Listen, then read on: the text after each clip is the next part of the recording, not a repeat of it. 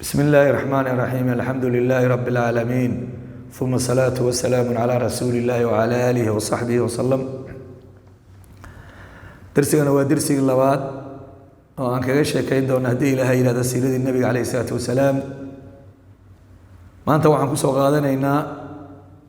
رسولك عليه الصلاة والسلام مركي أوي دنتي أديرك أبو طالب وقعنت كل جاي وحلكي سلوري جاي أديرك أبو طالب نبي قال بوجه الله بون أقدر يجري قف سيدا عرورتنا علماء نغم جري سيدا قف نين وين أيو محوها أدري جين جري رسولك عليه الصلاة والسلام حلقة أونولا إلا لقى قارو حلقة إلهي رسول وكدقي دعوين يمعجسوين بدن باك يا رسولك محوها إلهي وكسو داهريي dadka kale marka uu la noolaana dhaqan iyo akhlaaq ahaan mid ka duwan ayuu ahaa ilaahay baa dhowrayo oo ilaalinayay waxa kamid ah waxyaabaha mucjisooyinka oo dhacay in magaalada Makka ay noqotay abaar oo aad abaar daran ay ugu dhacday Quraysh rag kamid ah waxay u yimaadeen Abu Talib waxay yiraahdeen aqcad alwadi wajdab alciyaal fahaluma fastasqi وادي أبار بالنقضي عيال كوي كاتشودين أبار بالنقود عدي كالي نور ربضون أيه يرهدين ويغني ربضون يقول قال أبو طالب وصوب عي رسولك عليه الصلاة والسلام الميرة أيو صوبتي كعبة أيو يمد دبرك أيو كعبة الساعة وصار رسولك دبر كيسي أيو كعبة كتيري لبدا كعبة رسولك نسيدا أيو ودقي أنت مركو سمية اللي رواء إلهي قدردي وديسا روب ميرول بأيو إسقي يمد roobkaas waxa la yiri Makka iyo hareeraheeda iyo baadiyaha fog ba kala gaaray oo dadkii oo dhan ay ka dhargeen gabigu tiriyo wuxuu yiri Abu Talib gabiyabu aha wabiyadu yustasqal ghamam biwajhi thimaru yatama ismatun lil aramil wa mid'ad buu yiri wajigiisa lagu roob doono agoonta ayuu yahay tiir ismatun lil aramil dadka dumarka araamisha ragooda ka dhintoona masaakiintana waa midka u gargaara ayuu yiri dhacdada taas ay ahayd markale waxa la sheegay nabiga kaleey sallallahu alayhi wasallam jira inuu adeerkii raacay Abu Talibna ganacsada ayuu ahaa xagga Shaam ayaa Abu Talib uu soo aaday sidii dhaqanka Carabta caadada ahayd inay Shaam u safraan rasuulkuna markaa waa 12 jir markuu soo gaaray magaalada Basra la yiraahdo magaaladaas oo dhulka Shaam kamid ahayd ayaa meesha nin la yiraahdo waxa magaalada ay la kulmeen la yiraahdo raahib Buhayra suufigi ama raahib waxa la yiraahdo ninka diinta kristaanka haysta ninkii wadaadka Buhayra magaciisana waxa la yiraahdo Jarjiis ayay la kulmeen ninkaasi intuusan la kulmin Abu Talib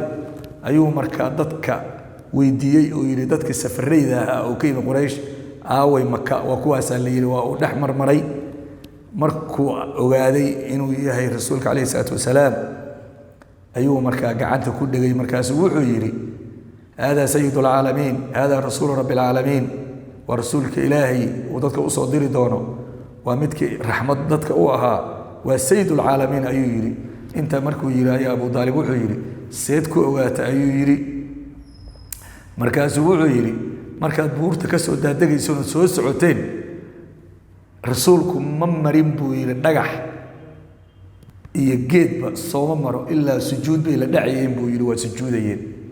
ilaahay baa ka sujuudsiiyay umana sujuudaan uu yiri geedaha iyo dhagxaantaasi ilaa midaan qof aan nabi ahayn sida ayaan ku gartay waxaan kale ku garanayaa garabkiisa hoostiisa waxa ku taala ayuu yiri muxuu ahaa خاتم النبوة كي نبدأ لغو ختمي شابد أو تفاح أو كلا أيها كتال لا يري على مدى سنكو كرتي وأن النبي سيدا ولا سعى يري وحاسب كتبتنا كتبها يجي توراة إنجيل أيانا نقول الشيء تلمان تيسا إلهي نواتو يأتي من بعد اسمه أحمد واتو يري منطقنا إلهي سبحانه وتعالى مركز واو كرامي صفة عنبو مرتقالي wuxuu markaa Abu Talib ka codsaday inuu la aadin dhulka Shaam waayo waxa Roomaan la yiraahdo Yahuud baa jooga cadow ah marka waxa laga yaabaa inay wax gaarsiiyaan ha u dirin buu yidhi wiilkiisu ku raacin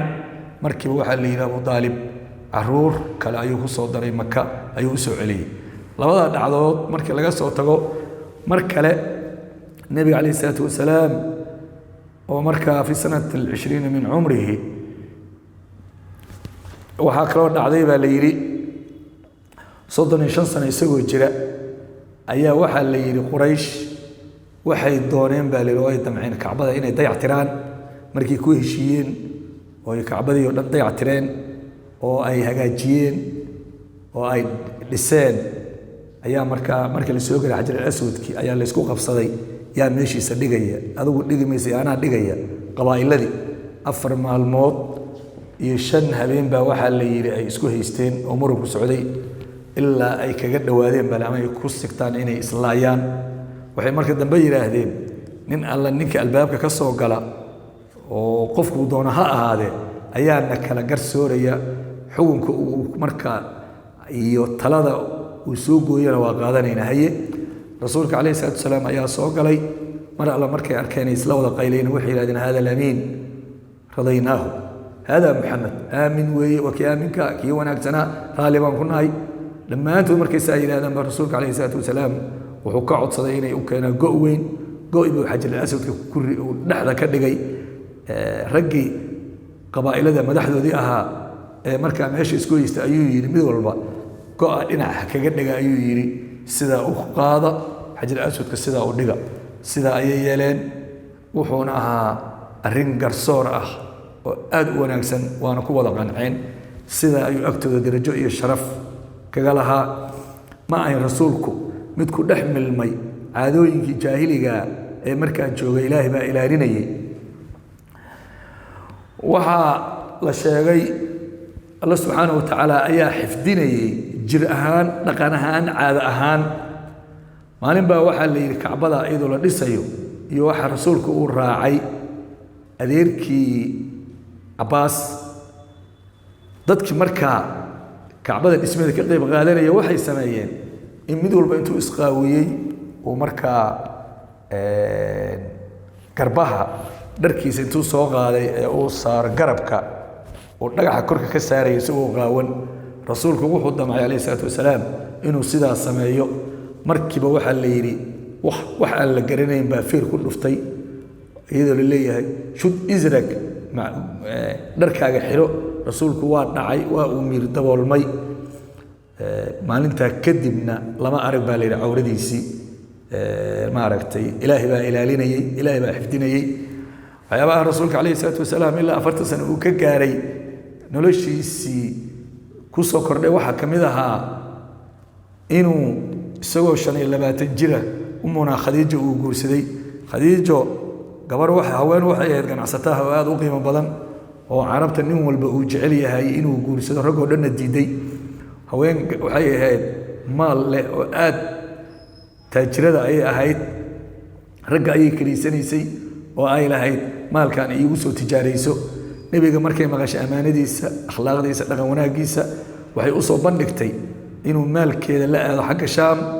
markaana ay siiso maaragtay ujro wanaagsan waa uu yeelay rasuulku wiil Maysare la yiraahdo oo iyada shaqaale waxa ay ku dartay wiilkii asaga waa israaceen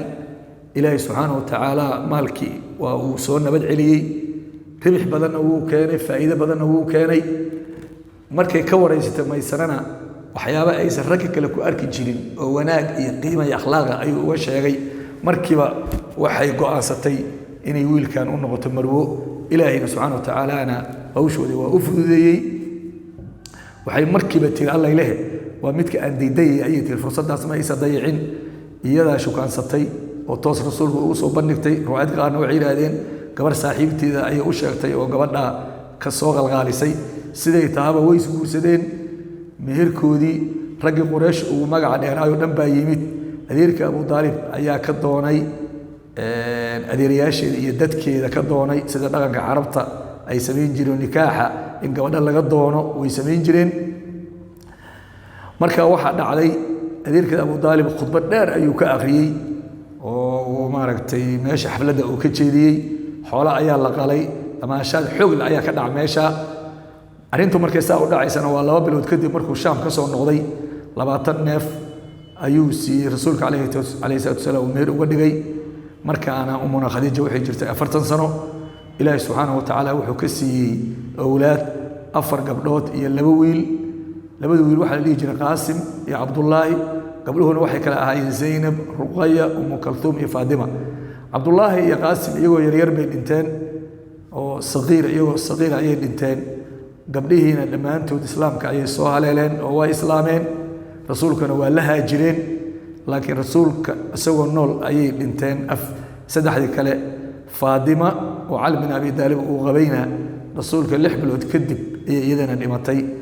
arrintaasu marka rasuulka calayhi salaatu wasalaam intii uusan 40 sano gaarin arrimahaas ayaa noloshiisii ka dhacay kadib rasuulka calayhi salaatu wasalaam wuxuu carab ugu dhex noolaa si sharaf leh oo qiimo leh aad bay u qadarin jireen marka darsigeena maanta waxaan ku soo koobay haddii ilaahay yiraahdo rasuulka calayhi salaam oo khadiijo guursaday guurkiisii uu ku aflaxay markaasna uu yahay 25 jir noloshina markaas uu la sii halgamo uu la sii dagaalamo 40 sano markuu gaaray rasuul laga dhigay uu dacwadiina guda galay ayaan darsiga xigay ilaahay yiraahdo aan ka bilaabi doonaa. Assalaamu calaykum wa rahmatullaahi wa barakaatuh.